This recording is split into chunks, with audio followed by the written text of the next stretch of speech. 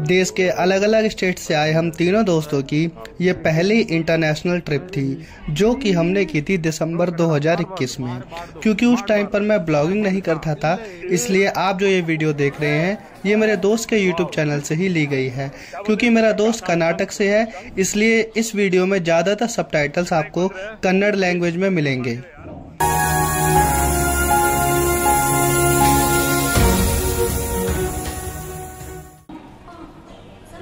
बेंगलोर और दिल्ली से चेन्नई तक ट्रेन से पहुंचने के बाद हमारी अगली डेस्टिनेशन थी Chennai airport.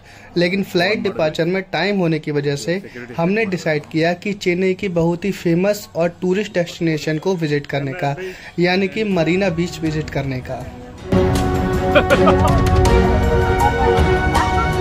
Welcome to Chennai commercial बीच। लगभग 36 घंटों की ट्रेन जर्नी के बाद हम तीनों चेन्नई के एगमोर रेलवे स्टेशन पर मिले और फिर वहीं के एक रेस्टोरेंट में साउथ इंडियन डिश का मजा लिया। चाय, बेहतरीन चाय, एंड ये टेम्प्ट हो गया चाय पीने के लिए। इस नेम इज प्रशांत, दिल्ली से आया है। और ये तो देखा होगा आपने, ನೋಡಿರಬೇಕು, ನೋಡಿರಬೇಕು, ನನ್ನ ಬ್ಲಾಗ್ಸ್ ಅಲ್ಲಿ ಬರ್ತಾ ಇರ್ತಾನೆ ದೀಪಕ್ ಅಂತ, ನಮ್ಮ ಕೊಲೀಗ್ಸ್ ಇದ್ರು from Delhi. Onion dosa, south Indian dish खाने के बाद अब हमको जाना था मरीना बीच पर, जो कि वहां से लगभग 4 किलोमीटर दूर था। तो लोकल बस से लगभग 15 मिनट की जर्नी के बाद हम लोग पहुंचे इस मरीना बीच पर।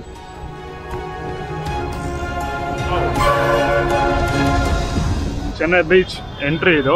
ನಾನು ಚಿಕ್ಕವನಿದ್ದಾಗ ಮಾಮ್, ಡ್ಯಾಡ್ ಅವ್ರ ದೊಡ್ಡಮ್ಮ ಅವ್ರ ಜೊತೆ ಬಂದಿದ್ದೆ। ಅದಾದ್ಮೇಲೆ ಈಗಲೇ ಬರ್ತಾ ಇರೋದು ನನ್ನ ಲಿಸ್ಟಲ್ಲೇ।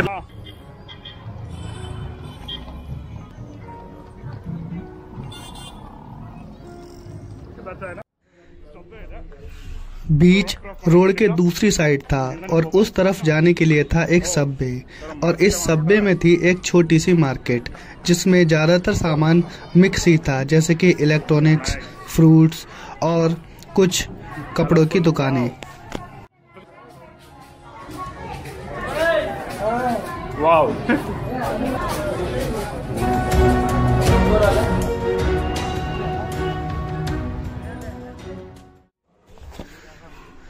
क्योंकि मेन बीच हाईवे से लगभग आधा किलोमीटर दूर था, तो स्टार्टिंग पॉइंट पर भी एक छोटी सी मार्केट थी।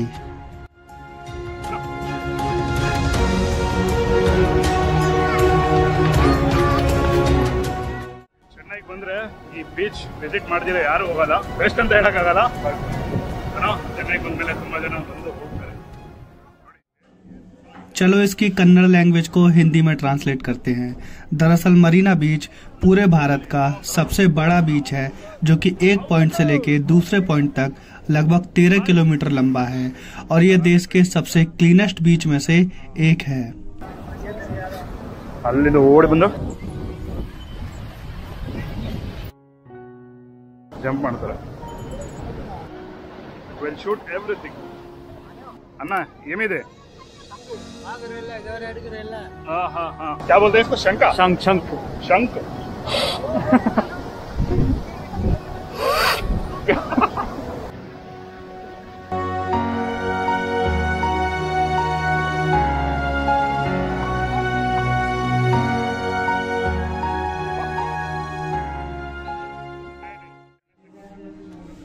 हाई टाइड्स की वजह से इस बीच पर बाथिंग और स्विमिंग प्रोहिबिटेड है, जिसकी वजह से आप इन पुलिस वालों को बीच पर पेट्रोलिंग करते हुए देख सकते हो।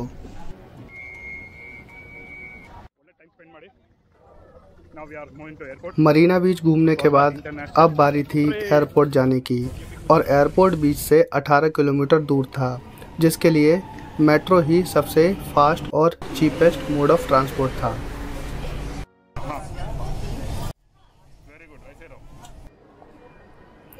एयरपोर्ट पहुंचने के बाद सबसे पहला काम था करेंसी एक्सचेंज। ಮಾಡ್ಸಕ್ಕೆ ಬಂದಿದ್ದೇವೆ। ಇದು ಏನಕ್ಕೆ ಅಂತ ನಾನು ಮುಂದೆ ಹೇಳ್ತೀನಿ। 5000 श्रीलंकन रुपीस की वैल्यू उस टाइम 2000 इंडियन रुपीस थी, जो कि आज के समय में केवल 1200 के आसपास है। करेंसी एक्सचेंज के बाद हम निकल पड़े इंटरनेशनल डिपार्चर की ओर। ಟರ್ಮಿನಲ್ ಇಂಟರ್ನ್ಯಾಷನಲ್ ಏರ್ಪೋರ್ಟ್ ಏನಾದರೂ ಕನ್ಸ್ಟ್ರಕ್ಟ್ ಆಗ್ತಾ ಇರಬೇಕು, ಇಲ್ಲಿ ರಿನೋವೇಷನ್ ಏನೋ ನಡೀತಾ ಇರಬೇಕು, ಸುತ್ತಿಸ್ತಾವ್ರೆ ನಮ್ಮನ್ನ। ಥ್ರೋ ಕರ್ನೇವಾಲ ಥ್ರೋ ಮಾಡಬಾರ್ದು, ಪ್ಲಾಸ್ಟಿಕ್ ಮಾಡಬಾರ್ದು, ಥ್ರೋ ಕನ್ನಡ ಮಾಡಬಾರ್ದು, ಮಾಡಬಾರ್ದು मतलब क्या होता है?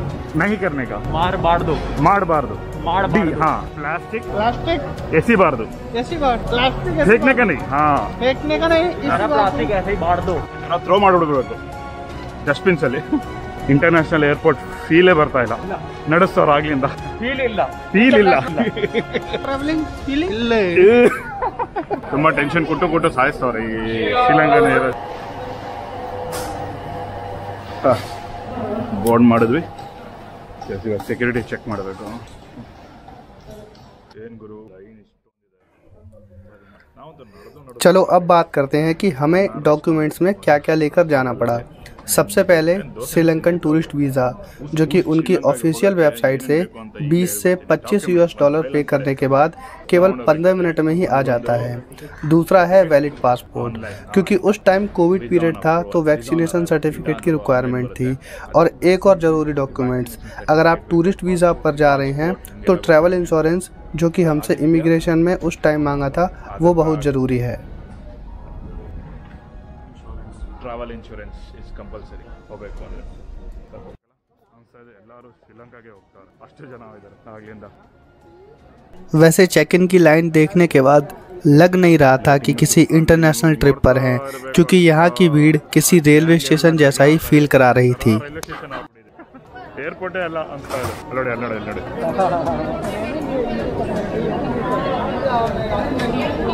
हाँ ಒಬ್ಬ ಅಲ್ಲೆಲ್ಲ ಧುಮುಕ್ತಾವನೆ। चेक इन के बाद हमें हमारी टिकट्स मिल गई थी, जिसका उस टाइम पर फेयर था चेन्नई कोलंबो राउंड ट्रिप का 10,000 रुपये। अब बारी थी इमिग्रेशन की, जो कि हर इंटरनेशनल ट्रिप का एक खास प्रोसेस होता है।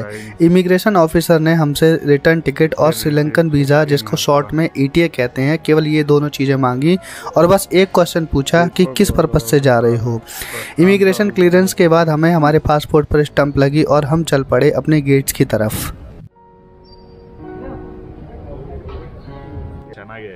अपनी फ़्लाइट का टाइम था रात 12:30 बजे, लेकिन बिना किसी अनाउंसमेंट और रीज़न के ये ऑलमोस्ट 2 घंटे डिले कर दी गई थी। मुझे ये लगा जब इसको क्या पूछ यार नहीं भी है ना दीपक, इसका तो यही सही था। उसके बाद सिक्योरिटी वाले ने कहा सिक्योरिटी वाला मुझे गरीब है मान लेगा, तुम इंडिया छोड़ के तुम्हें नहीं जाने देंगे। बहुत एक्सपीरियंस है। 2 घंटे वेटिंग के बाद फाइनली हमारा अपनी पहली इंटरनेशनल ट्रिप के लिए फ़्लाइट बोर्ड करने का टाइम आ गया था।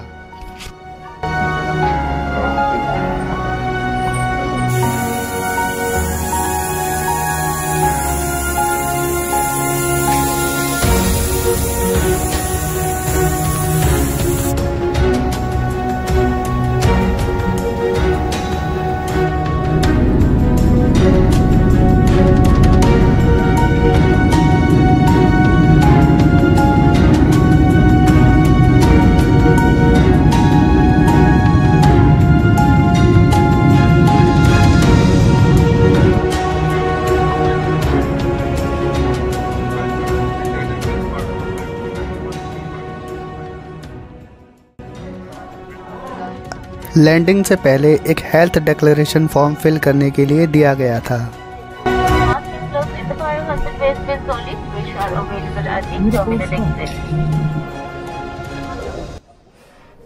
और 1.5 घंटे की फ़्लाइट के बाद हम लोग पहुंच चुके थे कोलंबो के इंटरनेशनल एयरपोर्ट।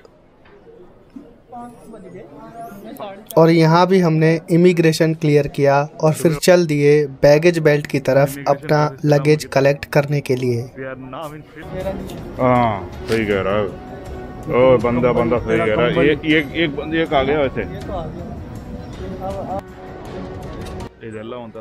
कोलंबो लैंड करने के बाद सबसे पहला काम था वहां का सिम कार्ड लेकर घर पर ये बताना कि हम लोग सेफली पहुंच चुके हैं, क्योंकि उस टाइम पर एयरपोर्ट का वाईफाई काम नहीं कर रहा था।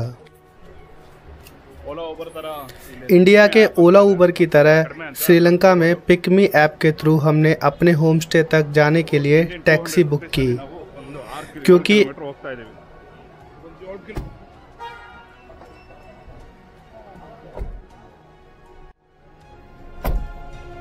ತಮಿಳ್ ವರಮ್ಮ ಸಿನಾಲ ಓನ್ಲಿ ಸಿನಾಲ English, sir. English Yeah. Okay. ಹೋಗ್ತಾ ರೀಚ್ ಆಗ್ತಾ 6 ಗಂಟೆ ಆಗ್ತಾ ಇದೆ. ಎಲ್ಲ ಲೇಟ್. ಸ್ಪೈಸ್ ಜೆಟ್ ಇಂದ ಹಿಡಿದು क्योंकि एयरपोर्ट मेन सिटी से काफ़ी दूर था और जिस जगह हमने अपना होम स्टे बुक किया था वो भी एयरपोर्ट से काफ़ी दूर था। तो ड्राइवर से हम आसपास की बातें करते हुए फाइनली 1.5 घंटे में अपने होम स्टे पहुंच गए। जिस होम स्टे में हम रुके थे वो डेंस फॉरेस्ट के बीचों बीच था, जिसका नाम था हाउस ऑफ रिचनेस, जो आपको नेक्स्ट वीडियो में देखने को मिलेगा। तोरिस्ತೀನಿ. मैं दूंगा क्योंकि मेरा बुकिंग है ना, इसलिए. Should I have to remove the shoe?